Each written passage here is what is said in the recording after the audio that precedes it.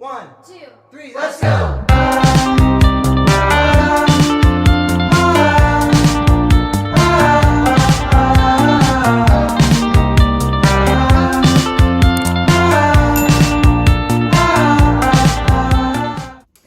Hi everyone, welcome to my channel, welcome back to my channel. Today's video I wanted to do a little video about my experience on Roaccutane. It's a bit different to my usual videos like lifestyle and health and fitness or whatever, but I just feel like I wanted to share this for the people who are actually like searching skin videos, and I just wanted to share some insight on my experience on Roaccutane. So I've got my iPad here because I wanted to write a couple things down so I wouldn't forget anything. Before I start, I just want to say that this is my own experience and like everyone can do what they want, what they feels best for their skin. It took me a long time to actually go on Roaccutane because I was so worried about the side effects, but I did go on it and I'll explain that in a minute. But I tried to cure my skin naturally first. So without going into my past too much, I just wanted to say that I've had bad skin since I was like 13-ish, and I sorted it out by going on the pill and it was literally fine. But then as I became a bit more health conscious, I wanted to come off of the pill, and after being off the pill for about a year and a half, I'd say, my acne came back.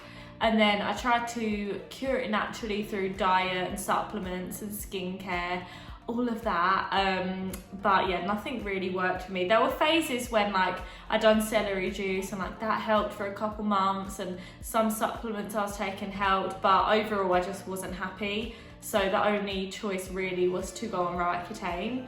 So I contacted a private dermatologist. I went to Kim's Hospital in Maidstone, and I knew he was going to say to go on Roaccutane anyway, but yeah, he said go on Roaccutane because I'd literally tried everything else. Like I tried the pill, I tried antibiotics, I tried creams, I tried diet, I tried supplements, I tried skincare. So Roaccutane is like a last resort drug that you go on for your skin.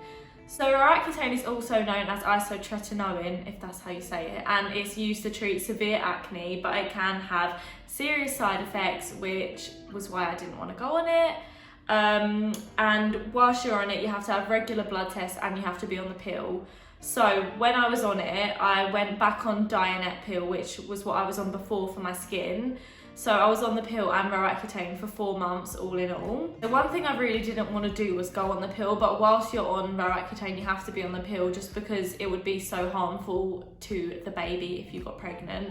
So I was like, yeah, whatever, that's fine. So I went on the pill, and every time you go for like your checkup, you have to do a pregnancy test to show them that you're not pregnant. If not, they won't prescribe you the Roaccutane tablet. So like it's a very serious drug that they put you on. Some of the side effects are like dry skin, back pain, depression, like hair loss, so it's quite intense. So yeah, I was on it for 4 months and I was doing 40 milligrams a day, so 2 tablets a day, and I would take these in the morning with my breakfast, and my dermatologist said to have them with some form of fat, so I usually had like an avocado or almond butter or peanut butter, something like that, whilst with my breakfast whilst I was taking them. So yeah, like I said, all in all, I was only on it for 4 months, and I'll insert some pictures here of my progress from month 1 to month 4 so you can see how my skin improved throughout them 4 months. Yeah, during month 1, my skin went from being like really bad to like, okay, this is getting better. So I was happy, and my side effects weren't that bad within the first month. So all I really had was dry lips within the first like 5 days of even taking the tablets. I also had a bit of dry eyes within the first month, which they kind of went in month 2 onwards. But yeah, so basically just dry lips was the only side effect within the first month that I actually got. And I also was really bloated from going on the pill, but that's not to do with Roaccutane, so we just won't go into that too much. Then after 1 month, I went back and he was really happy with my progress, so he prescribed me some more for month 2, and in month 2, my side effects did get a little bit worse, but nothing that I couldn't really handle. I still had dry lips in month 2, and then I started to get a bit of dry arms as well, which was a little bit random. But yeah, other than dry lips, dry arms, I was literally fine again in the 2nd month, which was really good because I was so worried. And then in month 3 and 4, I don't know, I didn't realise that your side effects would get worse the longer you went on it, but in month 3 and 4, I don't know if this is TMI, but I got really badly constipated. So I was taking some aloe vera tablets to help with that. No one really says that you're going to get constipated, but like obviously it makes sense if it's drawing all the liquid out of your body. It makes sense in my head, and as soon as I come off Roaccutane, I wasn't constipated anymore, so it definitely was from the tablets. But yeah, no one ever really talks about it, and like even my dermatologist didn't even tell me that you might get constipated. I don't know, maybe it's just me, but it happened. Also in month 3 and 4, I got nosebleeds. I probably got like 5 nosebleeds within those 2 months, so like not loads, and they weren't like gushing with blood, it was just like a little bit of dripping blood, and then that was that. So it was literally fine again. And then after 4 months, I went back to the dermatologist, and he was like, yeah, so happy, you can come off it. And I was like, are you sure? And I was really worried to come off of it because I wouldn't say my acne was 100% healed, I'd say it was like 90% healed, but because I have loads of scars, it's hard to tell if it's actually like spots or scars, but it is mainly just scars that I have left. So he was like, yeah, you can come off it and then come back in a month and we'll see how you go. Since I've come off the pill and Roaccutane, that was about 2 months ago, my skin has stayed okay. I haven't really got any new outbreaks. There's still a little bit of bumps that I've got, but he's given me some retinol to deal with that. He was like, you don't need to be on Roaccutane anymore, just have this cream. So I'm still trying to deal with that and deal with the scars, but I haven't really got any new outbreaks, which is amazing. He did say that 80% of people only need to go on Roaccutane once, but some people do need to do a Roaccutane course twice. So hopefully I only need to go on it once, but honestly the side effects weren't that bad for me. So if I needed to go on it again, it really wouldn't be the end of the world. Obviously everyone's different, everyone has completely different side effects. I don't know if I was just lucky, but for me, it was 100% worth it.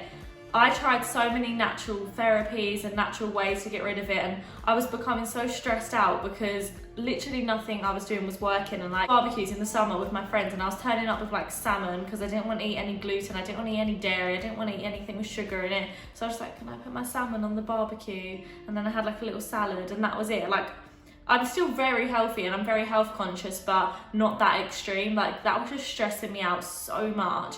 I was doing celery juice every day, I was doing seed cycling. As much as I want to be as natural as I can, this just wasn't worth it in my opinion. I was stressing out too much for it to even be worth the stress, if you know what I mean. Like I literally didn't even want to see anyone because my skin was so bad. Like I didn't want to go to work, I didn't want to see my family. Like luckily it was lockdown, so that kind of helped, but like I literally didn't want to go out. I would not go out without makeup on. Like right now, this is just me with tinted moisturiser. I have a little bit of mascara and eyebrows on, but this is me with just tinted moisturiser. I would never do that before. I'd be like slapping Estee Lauder double wear foundation on because my skin was so bad. So for me, Roaccutane was definitely worth it. But my advice to anyone out there who's struggling with their skin at the moment is firstly, know that you're not alone, because there's so many people that struggle with their skin. And secondly, like try what you can natural, but if you can't, then you can go down an alternative route. Like that's what that medicine is there for. So if you can't do it naturally, then don't worry too much about if you have to go on the pill or go on Roaccutane. Whatever works for you is what works for you. So everyone's different. Hopefully you could do it naturally, but if you can't, then you can't, and it's not the end of the world. So I did ask some questions on Instagram if people wanted to know a couple things about Roaccutane, and I've written some down here. Honestly, I really didn't get that many because Roaccutane isn't a common thing that you hear people go on, but I just wanted to make this video for the people that are like searching every evening, like Roaccutane versus natural acne treatment, or like how was my experience on Roaccutane, because that's what I used to do. I used to search YouTube videos every night about skin and like how I can cure my acne. So if this helps one person who might be searching it, then I'm glad. But anyway, let me get into the questions. Someone asked me, did I ever miss a pill? And no, I literally never missed a pill because I always took it with breakfast, and I never missed breakfast because I love breakfast. It's my favourite meal of the day. So for you, if you have a favourite meal of the day, maybe it's lunch, maybe it's dinner, maybe it's breakfast like me, then have your tablets with that meal, because then I feel like you'll never forget. Another question was, did I drink alcohol? Because you are not meant to drink alcohol when you're on Roaccutane. At the time, I wasn't really a big drinker anyway. Not that I am now, but like I do drink a bit more now than I did then. For the first 2/3 months, I didn't drink at all when I was on it because it was lockdown, there was nothing to do, why was I gonna drink? But for the last month, it was around Christmas time, so I did have a couple drinks, and it does say you can drink if you're only having like a glass of wine with dinner, that's fine. So I just used to have like a glass or two of wine with dinner, and I felt fine doing that, but obviously I can't give advice for anyone else. But for me, I had like a couple drinks of dinner and I was fine, but I did wait until the 4th month just to see that my body could cope with it. Like, I think if I was having really bad side effects, then I probably wouldn't have drunk, but because I felt okay, I was like, let me just have some wine, and thank God I was all good. But just know that this isn't me telling you you can drink. You're not meant to drink while you're on it, but I did have a couple glasses of wine with my dinners, just so you know. Someone did ask about the side effects, and obviously I've already said that, but overall I just wanted to say that I got dry lips, dry arms, a little bit dry eyes, constipation, and I forgot to mention earlier that I had a bit of a dry nose. That's probably to do with the nosebleeds, so I should have kind of said. But yeah, my nose got like a little bit scabby on the inside, which obviously wasn't very nice, but it's just one of those things. It was just like a little bit scabby. But yeah, they were all my side effects. And leading on from that question, someone asked useful products that I used whilst I was on it, and I've actually brought them downstairs. I used this lip balm, which was amazing. It's Burt's Bees lip balm. I tried a couple ones, but this one was definitely the best. And you could also get it in tinted pink, which was actually quite nice. But this one is just plain, and yeah, it was really good. So I'll put a link in the description for that. Another thing that people recommended me to use was this face moisturizer, which I did use, but I didn't need to use it that much. It says on it it's for dry to very dry skin. So I only used it if my face looked a bit dry that day. It wasn't like a daily thing for me. I probably only used it like 10 times the whole time I was on it. But this was also good for my dry arms. If not, just a normal body moisturizer works fine, but sometimes I used this as well. I just used any hand cream because my hands sometimes got dry, but not a specific hand cream, literally anyone's fine. And like I said before, I had a bit of constipation, so I took aloe vera tablets, which you can literally just buy them off Amazon, and they help with your digestion and your skin, hair, nails, all that kind of stuff. So they're just an all-round good tablet to take, to be honest. So lastly, one of the questions were, what was my biggest fears about going on Roaccutane? Probably one of my biggest fears was becoming depressed or having mental changes from going on Roaccutane, because that is one of the biggest side effects. But luckily I didn't experience anything like that. Plus, I think as my skin was improving, my mood was actually improving. Because when you have bad skin, I don't think people understand unless you actually have it, but it affects your mood so much. Like, you have bad skin, you have to talk to people all the time, and you know that they're looking at your skin, so it just affects your mood so much. So I don't know, obviously it's different for everyone, but for me, I was just so happy that my skin was improving that I don't even think I could have got even sadder. Do you know what I mean? Another big fear for me was what people would think of me for going on Roaccutane, because I'm always like, yeah, go natural, do it through diet, do it through supplements, and I just felt like I wasn't practicing what I preach if I was going on Roaccutane. But like, that medicine is there for a reason, and you're not going to say to someone with cancer, don't go on chemo, do it naturally, because sometimes you just need to intervene with modern medicine, and I think that's totally fine. I think this whole experience has opened my eyes a bit to like, not demonize modern medicine like some people in my college do, and I just think it's a bit silly really, because modern medicine is there for a reason. Try natural, and if you can't, try modern. Like, it's there for a reason. So all in all, I am glad I went on Roaccutane. So that is all I have to share today, and I just wanted to make this video purely based on Roaccutane, but I think I do want to do a whole skin story once I've cleared up my scars a little bit, because right now my skin is not perfect and I've still got a long way to go. But I just wanted to make this video just for anyone who is considering going on Roaccutane, or anyone who is on Roaccutane right now. I just thought it might be a little bit helpful.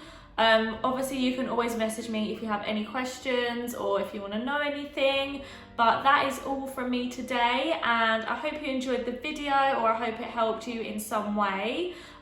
Please like, comment, subscribe, whatever you feel like doing, and thank you so much for watching, and I hope you have a lovely rest of the day.